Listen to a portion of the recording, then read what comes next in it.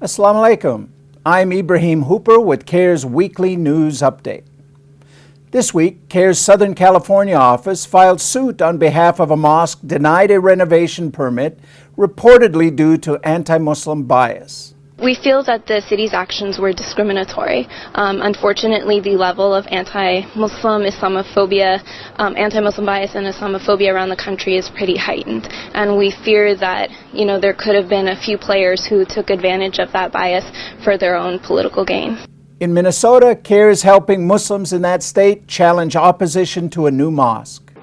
The City Council promises a final decision by the middle of June. Now, tonight, a civil rights coordinator for the Council on American-Islamic Relations was here tonight. She told the Planning Commission that some 35 mosque projects around the country have been rejected in the last 2 years. She pleaded with the St. Anthony Planning Commission to not add the Village to that list. In New York, a CAIR representative spoke out against the NYPD's warrantless surveillance of Muslims. Since last August of 2011, the Associated Press has been doing a series of amazing investigative reports detailing, based on NYPD documents, leaked documents from the Intelligence Division, the comprehensive and warrantless surveillance of the entire American Muslim population, basically throughout the Northeast. When you look at the documents called the Demographics Unit, a PowerPoint presentation detailing the 29 ancestries of interest that the police were supposed to be monitoring,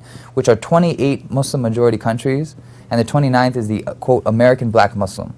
To see this document, it's the definition of racial profiling. CAIR's Washington State chapter this week expressed concern that a leaked FBI terror bulletin about the recent massacre in Afghanistan might increase anti-Muslim sentiment.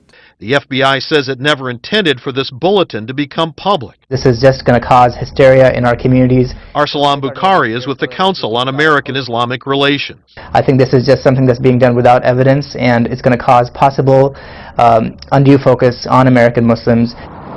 Now, Arsalan Bukhari with the Council says that the track record for the American Muslim community is very good. They've cooperated with law enforcement before, including cooperating with the FBI, and they say 4,000 Muslims have served successfully in the U.S. military during this time. The FBI says it was not trying to target the Muslim community.